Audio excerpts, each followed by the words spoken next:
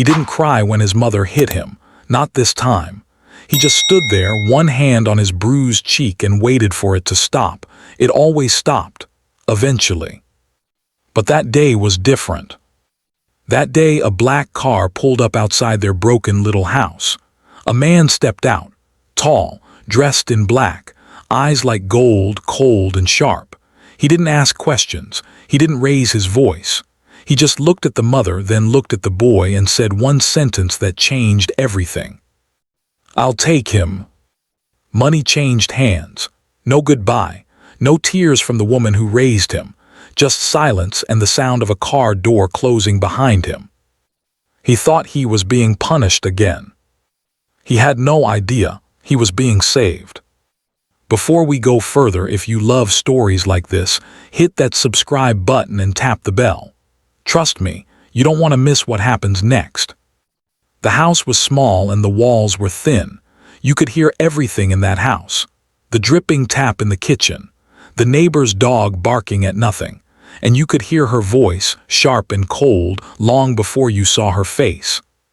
His name was Kai.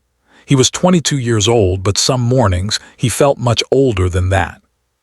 He woke up before the sun, not because he wanted to, because if he didn't, his mother would be standing over his bed, arms crossed, already angry about something. So he learned to beat her to it. He learned to be up, dressed, and quiet before she even opened her eyes. That morning he made her tea first. 2 sugars, no milk. He set it on the table and stepped back, the way you step back from a dog you're not sure will bite. She walked in, looked at the tea, and didn't say thank you. She never did. "You call this tea?" she said. "It's cold." It wasn't cold. He had just made it, but there was no point saying that. There was never any point. He looked down at his hands instead. Small burns from the frying pan last night. A faint yellow bruise on his wrist from the week before. He wore long sleeves most days, even in summer. People at the market used to ask him why. He stopped going to the market. Here's the thing about Kai. He wasn't weak. He was funny, actually. Sharp with his words, quick with a joke, the kind of person who made the old woman at the fruit stand laugh so hard she dropped her mangoes. But at home, he folded himself up small, like a paper boat. Easy to fold, easy to sink. His only real friend was Doyoung, the delivery boy who came by twice a week with vegetables from his uncle's farm. Doyoung was loud and a little clumsy, and he always tripped on the same broken step outside Kai's door. "You know," Doyoung said one morning, rubbing his knee after tripping again, "one day I'm going to break my neck on this step, and it's going to be your fault." "It's not my step. It's your house, same thing." Kai almost smiled. "Almost, you want tea. Does your mother make it?" "No, I do."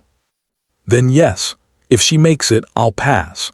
I heard she once made a customer cry just by handing him his change." That one actually got a laugh out of Kai, a real one, small but real. Doyoung noticed the fresh mark on Kai's cheek but didn't ask about it. Not directly. He just quietly put an extra bag of oranges on the step, said nothing, and left. That was Doyoung's way of asking if he was okay, and Kai's way of answering was pretending he didn't notice the extra oranges. Life had been like this for years. His mother worked odd jobs, none of them steady, and every time money got tight, her mood got worse, and every time her mood got worse, it landed on Kai. His father left when he was 6. Kai barely remembered him. Just a shape, really. A voice that used to sing badly in the shower. But something was different that week. Kai noticed it before he understood it. His mother had been on the phone more than usual. Hushed calls, taken in the backyard where she thought he couldn't hear. She kept mentioning a name, a man's name. She said it the way people say names when they owe that person money. One night Kai heard her crying. Actual crying, not the fake, dramatic kind she sometimes used to guilt him into apologizing for things that weren't his fault. This was different, quiet, scared. He stood outside her door for a long time, hand raised, not sure if he should knock. He didn't. Meanwhile, across the city, In a world Kai had never even seen up close, another man was starting his day very differently. His name was Ren. He was 29 and he ran half the city, though most people who lived normal lives never knew his name and never wanted to. Ren didn't need an alarm clock. His men had one job before sunrise. Don't be late with his coffee and don't speak until he's had it. That morning, his second-in-command, a broad man named Suho, walked in 10 seconds behind schedule. "You're late," Ren said, not even looking up from his paperwork. "Traffic. You live upstairs. Slow elevator." Ren finally looked up, one eyebrow raised, the kind of look that made grown men in his organization suddenly remember urgent business elsewhere. But there was something almost amused behind his eyes too. Suho was the only person alive who dared talk back to him, mostly because they'd grown up together, back before either of them wore suits like this. "You're lucky I like you," Ren said. "You don't like anyone." "Exactly, feel special." Ren's world was marble floors and black cars and men who flinched when he raised his voice, which was rare, because Ren almost never needed to raise his voice. He had a quiet kind of power, the kind that didn't need to shout to be heard. But underneath the suits and the cold expression, something in Ren had gone numb a long time ago. He didn't remember the last time something actually surprised him. Every deal was the same. Every threat was the same. Every room he walked into, people already knew how it would end before he said a word. That morning, Suho placed a folder on his desk. "Debt collection," Suho said. "Small case. Woman named Han. Owes a large amount to one of our people. Missed 3 payments." Ren barely looked at it. "Send someone." "She's already been warned twice. She has nothing left to give. No property, no savings." Ren finally looked up properly. "Then what does she have?" Suho hesitated just for a second. "She has a son." Something about the way he said it made Ren pause. He didn't know why. It was just a normal case. He had handled hundreds like it. Money owed, something taken in return, business as usual, no feelings involved. But for reasons he couldn't explain, Ren closed the folder slowly and said, "I'll handle this one myself." Suho blinked. "You never handle collections yourself." "I know." Back at Kai's house, the sun was rising properly now, filling the small kitchen with orange light. Kai was washing the teacups, humming quietly to himself, the way he used to before his father left, before things got hard. For one small moment, everything felt almost normal, almost peaceful. Then he heard a car pull up outside, not a normal car. The engine sounded different, expensive, smooth. His mother appeared in the kitchen doorway, and for the first time in years, Kai saw something on her face that wasn't anger. It was fear. "Kai," she said, her voice shaking, "go to your room." "Why, what's going on?" "Just go, please." He had never heard her say please before, not once, not in 22 years. He didn't move. He stood frozen in the kitchen, tea towel still in his hands as a knock landed on the front door. 3 slow knocks, calm, confident, the kind of knock that already knows the door will open. His mother's hands were shaking as she reached for the handle. Kai had no idea that the next 60 seconds were about to change the rest of his life. The door opened slowly. Kai's mother stood behind it, her hand still gripping the handle like it was the only thing holding her up. On the other side stood the man from the black car, tall, dressed in black from head to toe. He wasn't smiling, but he wasn't frowning either. His face gave away nothing. "Han Myra," he said, not a question. He already knew who she was. "Mr. Ren," she said, and her voice cracked on his name. I told your men I need more time." "You've had more time, 3 times actually." Kai stood behind his mother, tea towel still in his hands, watching this stranger fill the whole doorway with his presence. He had never seen anyone like him before, not in real life. People like this only existed on the news or in stories other people told in whispers. Ren's eyes moved past the mother. They landed on Kai. For 1 second, just one, something changed in his face. Kai couldn't tell what it was. It was gone as fast as it came. "Is that him?" Ren asked, not looking away from Kai. "Who?" Kai's mother said, panic sharp in her voice now. "Your son. He has nothing to do with this." "I didn't ask if he had something to do with it.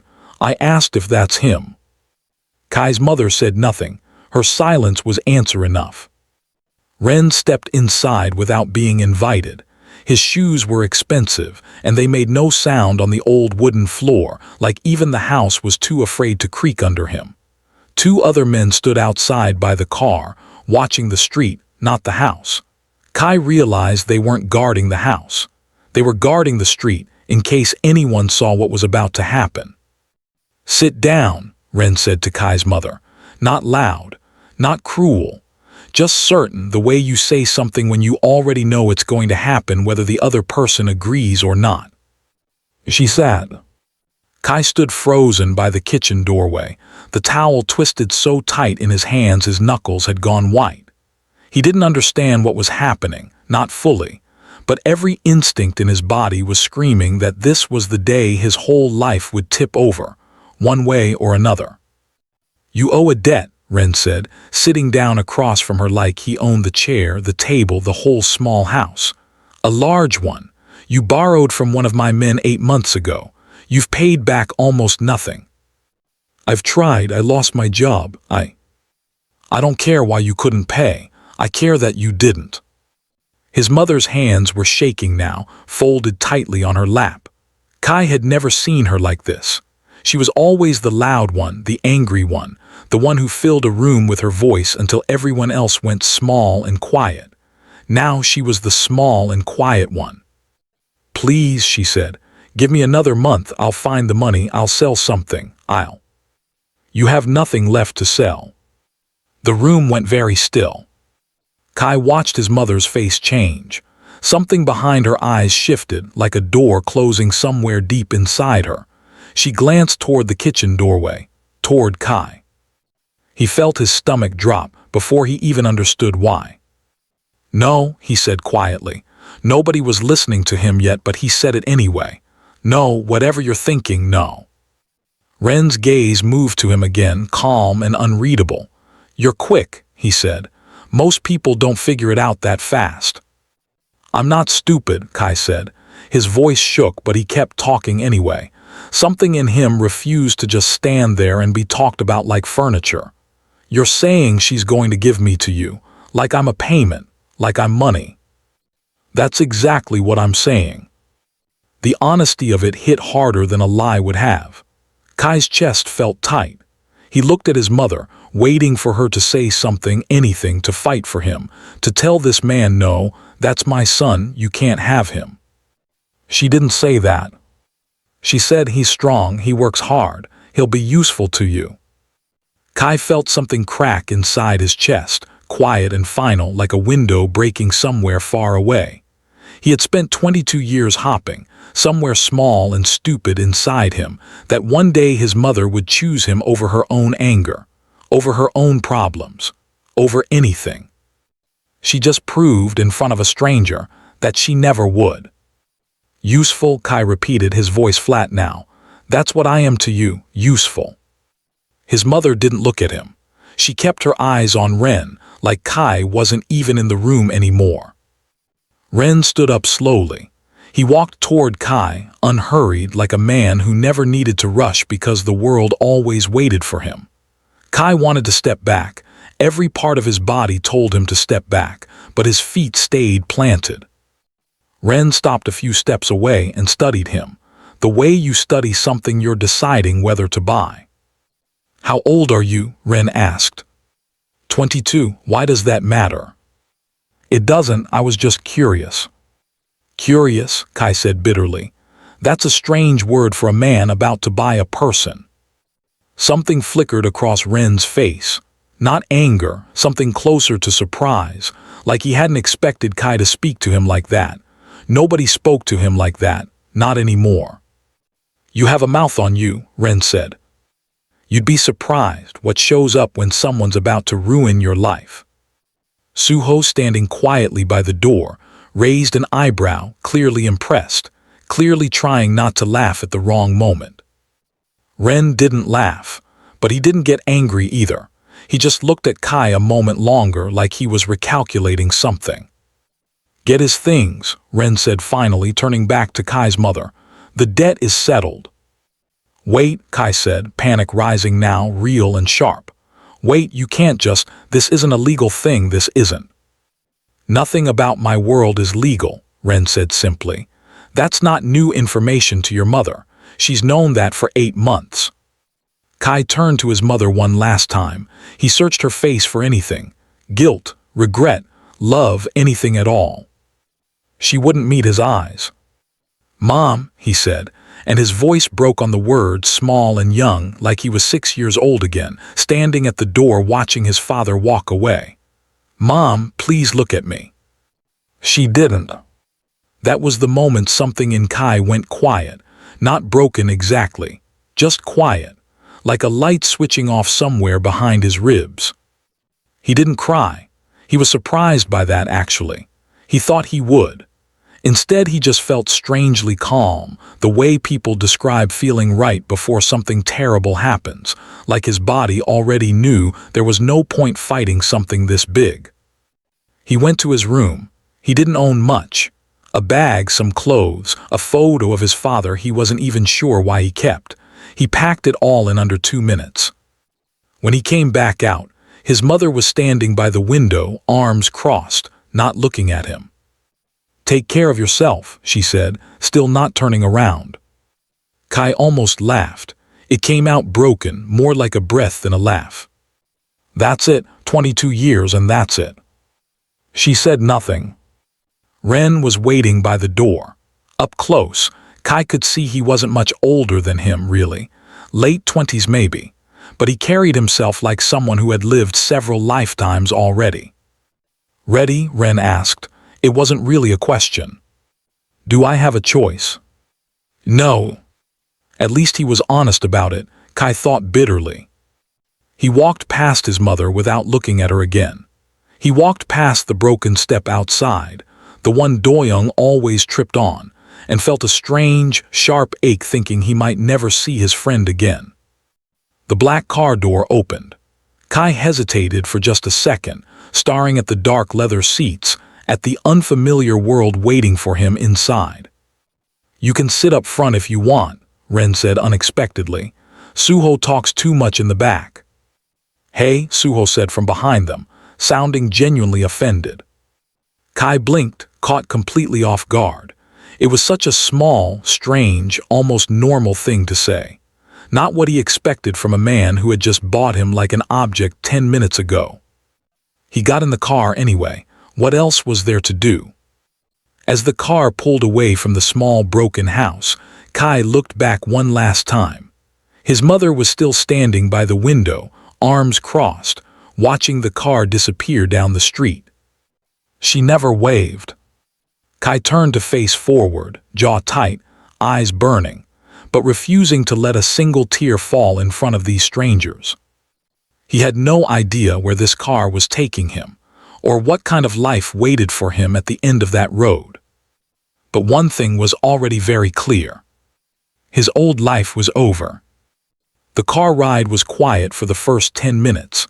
Kai sat with his bag on his lap, staring out the window, watching his old neighborhood disappear behind him. The streets got wider. The houses got bigger. Then the houses turned into buildings, tall and made of glass, shining under the afternoon sun. He had never seen this part of the city up close before. "You're starring," Ren said, eyes still on the road. "I've never been on this side of town." "Get used to it." Kai turned to look at him, studying his profile, the sharp jaw, the calm hands on the wheel. "Are you going to explain what happens now, or am I supposed to guess?" "You live at my house. You have a room, nobody touches you, nobody hurts you, that's the deal." "That's not a deal. I never agreed to anything." No, Ren said simply, you didn't.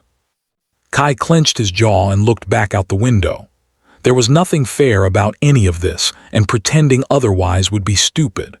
But something about the way Ren said it, flat and honest, without trying to soften it or dress it up, made it slightly easier to sit with. From the back seat, Suho leaned forward between them. For the record, this is the nicest he's been to a debt payment in the 4 years I've worked for him. I'm not a debt payment, Kai snapped. No offense meant, it's just, usually he doesn't offer people the front seat. Suho, Ren said, a warning in his voice. I'm just saying, this is basically a red carpet moment for you. Kai almost laughed despite himself. It surprised him how normal these two sounded together, like brothers who had spent years annoying each other. It didn't match the black suits, the black car, the cold way Ren had walked into his house an hour ago and rearranged his entire life like it was nothing. The mansion came into view after another 20 minutes. Kai's mouth actually fell open a little. Marble pillars, a long driveway lined with trees, a fountain out front that probably cost more than everything his mother owned combined. This is your house, Kai asked. This is my house. You live here alone. With staff and men who work for me, and now apparently you. Kai got out of the car slowly, staring up at the building like it might disappear if he blinked too hard. A woman came out to greet them, older, warm-faced, wearing a simple gray dress. This is Mrs. An, Ren said. She runs the house, she'll show you your room. My room, Kai repeated. Yes. Not the basement, not a cage somewhere. Ren actually paused at that, looking at him properly for the first time since they'd left the house. What kind of people do you think I associate with? I don't know, you bought me an hour ago. I'm allowed to assume the worst. Something flickered across Ren's face again, that same unreadable flicker from before. He didn't answer. He just nodded toward Mrs. An, who gently gestured for Kai to follow her inside. The room they gave him was bigger than his entire old house. A real bed, clean sheets, a window that looked out over gardens instead of a cracked concrete step. Kai stood in the middle of it for a long moment, bag still in his hand, not sure what to do with all this space. He didn't unpack. Not that first night. Some small, stubborn part of him still believed this was temporary, that any minute now someone would knock and tell him this was all a mistake, that he needed to go back to the small, broken house with the thin walls. Nobody knocked. Dinner that night was strange. Kai sat at a table long enough to seat 20 people, though it was only him, Ren, and Suho. The food was good, better than anything he'd eaten in years, but he barely tasted it, too busy watching Ren across the table, trying to read a man who gave nothing away. You're not eating much, Ren said. I'm trying to figure you out. How's that going? Badly. Suho snorted into his water glass. You bought me like I was a bag of rice, Kai continued, and now you're worried about my appetite. I didn't buy you like a bag of rice. What would you call it then? Ren set down his fork, thinking for a moment, actually thinking like the question deserved a real answer instead of a dismissal. I settled a debt. The method was transactional, I'll give you that, but you're not property here. Nobody touches you. Nobody hurts you. If you want to leave one day, you can leave. Kai blinked just like that. Not immediately. There are people who know your mother owed money to my organization. If word got out that the debt walked away on its own, it would look weak. That makes me a target. So for now, you stay, and it looks like exactly what it looks like. Later, we figure something out. It wasn't kindness, not really. It was practical. But it was more honesty than Kai had gotten from his own mother in years, and something about that honesty cracked something open in his chest that he didn't expect. Days passed, then a week. Kai started to notice small things about the house, about the people in it, about Ren himself. Ren worked constantly, but every morning, without fail, he had 2 cups of coffee made, not 1. Kai found this out on day 4 when Mrs. An set 2 cups down at breakfast, and Ren slid one across the table without a word, like it was already understood that Kai would be there. "I don't drink coffee," Kai said the first time. "You will." He did, eventually. It annoyed him how right Ren turned out to be about that. Kai also learned that despite the cold reputation, despite the way grown men in dark suits practically vanished from rooms when Ren walked in, the man had a strange, dry sense of humor that only came out around Suho and, increasingly, around Kai. "You're funny," Kai said one evening, genuinely surprised, after Ren made a comment so dry it took Kai a full 3 seconds to realize it was a joke. "I'm not funny." "You are. You're just funny in a scary voice, so people don't notice." Ren almost smiled at that. Almost. Kai was starting to catalog these almost smiles like rare items in a collection. Then on the 10th day, everything shifted. Kai was in the garden, sitting near the fountain, when Suho found him, his usual easy expression replaced by something more serious. "You should know something," Suho said, sitting down beside him. "That sounds ominous." "Your mother's debt, the 8 months she owed money. Do you know who she borrowed it from originally?" "From Ren's people, that's what he said." "Yes, but do you know why she borrowed it?" Kai frowned. "For bills for rent, I don't know exactly." Suho hesitated, glancing back toward the house like he wasn't sure he should be having this conversation at all. "She didn't borrow it for rent, Kai. She borrowed it 2 years ago, right after your father left." So the amount was too big for rent. It matches almost exactly what she would have needed to pay off a different debt. An older one your father left behind before he disappeared. Kai felt something cold settle in his stomach. "What are you saying?" "I'm saying your mother has been in debt to dangerous people for years, Kai. Long before Ren's organization got involved. She borrowed from us to pay off someone worse. And when she couldn't pay us back either, that's when Ren stepped in." "Why would Ren step in personally?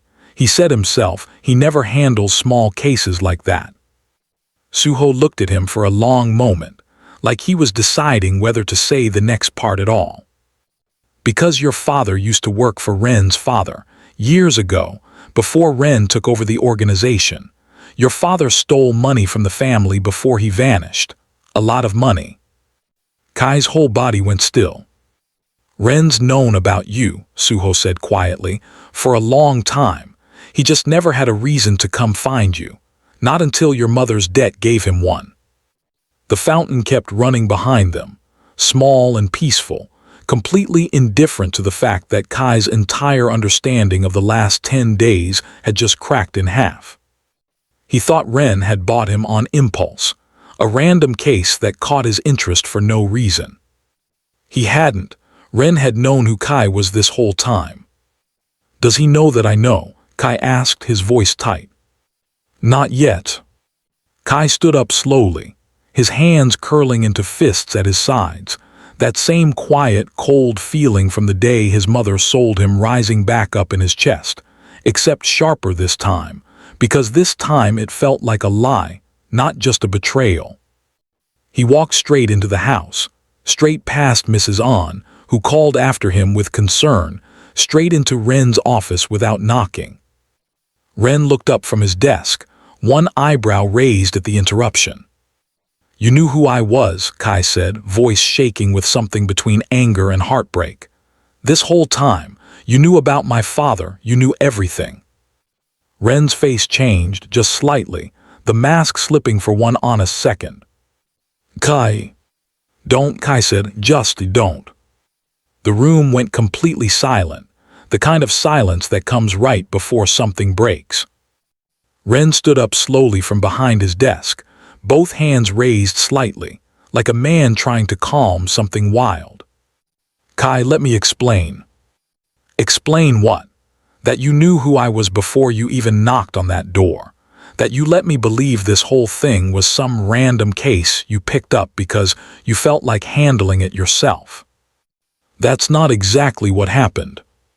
Then tell me exactly what happened. Ren's jaw tightened. For the first time since Kai had met him, he looked like a man searching for words instead of a man who already had every answer ready. My father kept records, Ren said finally. Old records, debts, names, everything owed to this family going back 20 years. Your father's name was in those records. He worked for my father when I was a teenager. He handled money, large amounts of it. One day he vanished, and so did a portion of the family's funds. So this is about money. It started that way, years ago, long before you or I had any say in it. And when my mother's debt landed on your desk, Kai said, his voice shaking now, you recognized the name. Yes. And you decided to come yourself. Yes. Because of me, not because of her. Ren didn't answer right away, and that silence told Kai everything he needed to know. You didn't save me, Kai said quietly. You collected me, like the last piece of a debt your father started chasing before I was even born. It's not that simple. It's exactly that simple, Ren. You just don't want to say it out loud. Ren stepped around the desk, closing some of the distance between them, though Kai took a step back to keep it even. I could have sent someone else, Ren said. I could have let one of my men handle the collection the way we normally handle it. Take something of value, move on. That's what usually happens. But you didn't. No, because when I saw your name in that file, something made me want to see for myself who you were. Why? I don't know, Ren said, and for once he actually sounded uncertain, the calm control cracking just slightly at the edges. I told myself it was business, that I needed to see if you knew anything about where your father hid the money. That's what I told Suho. That's what I told myself the whole drive to your house. And now? Ren looked at him for a long moment, something raw moving behind his golden eyes. Now I don't care about the money anymore, Ren said. I haven't cared about it since the moment you looked at me in that kitchen and told me I was buying a person, not settling a debt. You were right, and it's been sitting wrong in my chest every day since. Kai's anger wavered just slightly before he forced it back up, refusing to let one soft sentence undo everything. That doesn't fix it, Kai said. You still lied, by not telling me. Every dinner, every morning coffee, every time you said nobody would hurt me here, you were hiding the real reason I was standing in your house in the first place. I know. Do you? Because it doesn't feel like you know. It feels like you're just saying what will make me stop yelling. That landed. Kai watched something shift in Ren's face, something that looked almost like pain quickly buried, the way Ren buried everything. You want the truth, Ren said, his voice lower now, rougher. The truth is I didn't expect to like you. I expected to find out what you knew about your father's money and send you somewhere out of sight once I got my answer. That was the plan. That was always supposed to be the plan. So why didn't you? Because you made me coffee I didn't ask for on the second morning, even after everything, and you still remembered how I take it 3 days later. Because you argue with me like nobody else in this house dares to. Because for the first time in years, I stopped thinking about the next deal, the next threat, the next problem, and started thinking about whether you'd slept all right, or eaten enough, or if that flinch I saw once meant someone had hurt you again before I found you. Kai's chest tightened, the anger tangled up now with something else, something harder to name. That doesn't erase what you didn't tell me. No, Ren agreed. It doesn't. I should have told you the day you arrived. I told myself I would once you settled in, once it felt like the right time. But there was never a right time to say I know your father stole from my family, and honestly, some part of me was afraid that once you knew, you'd never look at me the way you did over breakfast. The office was quiet except for the faint hum of the city outside the tall windows. Kai stared at Ren, searching his face for a lie, some sign that this was just another version of control, another way to smooth things over and keep him compliant. He didn't find one. My father ruined my mother's life, Kai said quietly, almost to himself. Then he ruined mine from wherever he ran off to, and now I find out he's the reason you even came looking. Your father's mistakes aren't yours to carry. Funny, Kai said, a broken laugh escaping him. That's almost exactly what I used to tell myself about my mother's anger. Didn't stop me from carrying it anyway. Ren stepped closer again, and this time Kai didn't step back. I'm not asking you to forgive me right now, Ren said. I know I don't deserve that yet, but I need you to know the truth stops here. No more hidden files. No more half-told stories. If you want to leave this house tonight, I will personally drive you anywhere you want to go, and I won't stop you. Kai looked up at him, searching those golden eyes one more time. And if I don't want to leave? Something shifted in Ren's expression, something careful, like a man afraid to hope too fast. Then we start over, Ren said, honestly this time. The tension in the room hung heavy, thick enough to touch. Kai thought about his mother's cold silence in that small, broken kitchen, the way she never once turned to look at him as the car drove away. He thought about 10 days in this house, the coffee, the dry jokes, the strange, careful kindness underneath all the black suits and cold reputation. He thought about how, for the first time in his life, someone had actually chosen to tell him the truth once it mattered, instead of hiding behind silence the way his mother always had. You should have told me sooner, Kai said finally, his voice quieter now, some of the fire settling into something steadier. I know. If you ever hide something like this from me again, I will walk out that door and not look back. I don't care how big this house is or how many cars you own. Understood. Kai exhaled slowly, something in his shoulders loosening for the first time since he'd walked into the office. I'm still angry, he said. You have every right to be. But I don't want to leave. The words surprised even Kai as they left his mouth. Ren's whole posture changed, something like relief moving through him, quiet and real. Okay, Ren said softly. Okay, Kai repeated.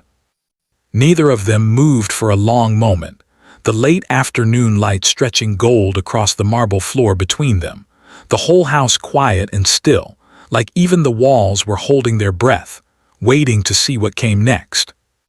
3 months passed. The mansion didn't feel so big anymore. Kai had learned every hallway, every creaky floorboard, every spot in the garden where the afternoon sun hit just right. He had a favorite chair now, a favorite mug, a favorite side of the bed, which Ren teased him about constantly, since Kai had somehow claimed the side furthest from the door within his first week and refused to switch, even once, no matter how many times Ren asked why. You'd think you were guarding something, Ren said one morning, watching Kai stubbornly climb over him instead of just using the other side. I like this side. You've never once explained why. Because I don't have to, that's the beauty of it. Ren just shook his head, but there was no real complaint in it. Just something soft, something he didn't bother hiding anymore. Things between them had shifted slowly the way real trust usually does. Not all at once, not with some big dramatic moment. Just small things stacked one on top of the other until one day Kai realized he wasn't counting the days anymore, wondering when he'd be allowed to leave. He just stayed because he wanted to. Suho noticed it before either of them said anything out loud. You two are disgusting now, Suho announced one evening at dinner, watching Ren quietly move the last piece of fish onto Kai's plate without being asked. I didn't do anything, Ren said. You just gave him your food. I wasn't hungry. You're always hungry. You once ate 3 plates in this room. Suho. I'm just saying, disgusting, in a good way, but disgusting. Kai laughed, actually laughed, loud and easy, the kind of laugh that used to feel dangerous back in his mother's house, like laughing too loud might invite trouble. Here, nobody flinched at the sound. Here, Ren actually smiled at it, small and real, the kind of smile Kai used to have to hunt for like a rare treasure and now saw almost every day. It hadn't been easy getting here. There had been hard nights too. Nights where old wounds surfaced without warning, where Kai flinched at a raised voice that wasn't even aimed at him, where old habits, built over 22 years of walking carefully around someone else's anger, refused to just disappear because his situation had changed. Ren never rushed him through those nights. He learned slowly, the way you learn a language you weren't born speaking. He learned to lower his voice without being asked. He learned that some silences from Kai meant space, not anger. He learned to just sit beside him, saying nothing, until Kai was ready to talk again. "You don't have to fix me," Kai told him once, during one of those quiet nights. "I'm not trying to fix you," Ren said. "I'm just trying to stay." That answer had stuck with Kai for a long time after. There was other work to do too, work that had nothing to do with either of them and everything to do with the world outside the mansion walls. Ren, true to his word, had stopped chasing the old debt tied to Kai's father. He closed that file for good, without ceremony, without needing thanks for it. "Why?" Kai had asked, surprised. "Because it was never about you," Ren said. "It never should have been. I let old business bleed into something that had nothing to do with it. I'm done doing that." Kai's mother was a harder subject. For weeks, Kai didn't mention her at all and Ren never pushed. Then one evening, out of nowhere, Kai brought her up on his own, staring into his tea instead of at Ren. "I keep waiting to feel angry when I think about her," Kai said, "but mostly I just feel tired." "That's allowed. I'm not going back. I want you to know that, not out of spite. I just don't think there's anything left there for me to go back to." Ren reached over and covered Kai's hand with his own, warm and steady. "You don't owe her a relationship just because she gave birth to you. That's not how it works." "I know that now," Kai said quietly. "Took me long enough." Doyoung, of all people, was the one who eventually convinced Kai to send one letter, not for his mother's sake but for his own. A short letter. No forgiveness in it, no anger either. Just a few honest lines saying he was safe, he was well, and he wasn't coming back. He never got a reply. Some part of him had expected that. He mailed it anyway and felt something settle inside him once it was gone, like putting down a bag he'd been carrying so long he'd forgotten how heavy it was. Doyoung visited the mansion twice that first month, mostly to make fun of how fancy everything was. "You have a fountain," Doyoung said, staring up at the front of the house the first time he came, mouth hanging open. "An actual fountain. I trip on a broken step every week and you get a fountain. Life's unfair like that. I want a fountain. Get a Mafia boyfriend." "Kai?" Doyoung's face turned bright red, glancing nervously toward the house like Ren might overhear, which of course he did, standing just inside the doorway with his arms crossed and an unreadable expression that made Doyoung nearly trip over his own feet trying to bow. "Relax," Ren said, almost amused. "I don't bite."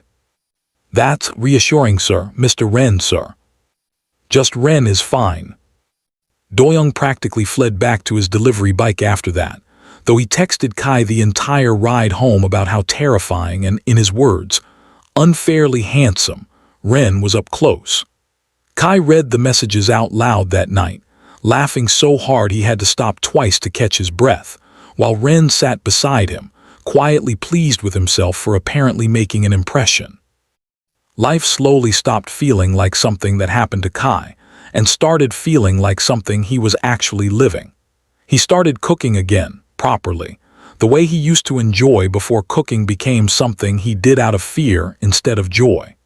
Mrs. An taught him a few of her recipes, delighted to finally have someone in the kitchen who asked questions instead of just complaints. He picked fights with Suho over video games in the evenings, always losing, always demanding a rematch. He started sleeping through the whole night, something he hadn't done consistently since he was a child. He stopped flinching at sudden movements, slowly, not all at once, but surely. One evening, almost 6 months after that first knock on his mother's door, Kai found himself back in the garden by the fountain. the same spot where Suho had once told him the truth that shattered everything, and rebuilt it into something honest. Ren found him there, sitting down beside him without a word, the water trickling softly in front of them. "You're thinking hard about something," Ren said. "Just remembering," Kai said. "This is where I found out who you really were, or who your family used to be anyway." "Feels like a long time ago." "It does." Kai leaned his head against Ren's shoulder, something he wouldn't have dared to do 6 months ago, something that felt completely natural now. "I used to think being taken away that day was the worst thing that ever happened to me. And now," Kai smiled, small and real, "now I think it might have been the only good thing my mother ever gave me, even if she didn't mean it that way." Ren wrapped an arm around him, quiet and warm, no words needed for a long moment. "For what it's worth," Ren said eventually, "I'm glad I decided to handle that collection myself." Suho said, "You never handle collections yourself." "I never had a good enough reason to, until you." The sun began to set behind the mansion, painting the sky in soft orange and gold, the same colors Kai remembered from that very first morning in his mother's kitchen, back when he thought that was the only kind of sunrise he'd ever get. He knew now that wasn't true. Sunrises could look different depending on where you were standing and who was standing beside you. He wasn't the boy who folded himself small anymore. He hadn't disappeared into someone else's anger in a long time. He had a home now, a real one, filled with bad jokes, quiet mornings, 2 cups of coffee instead of one, and a man who chose, every single day, to tell him the truth instead of hiding behind silence. It hadn't started fair, it hadn't started kind. But somewhere between the broken step outside his old house and the fountain in this garden, it had become something real. Lesson from this story: where you start doesn't decide where you end up. Sometimes the people who choose you matter more than the people who were supposed to.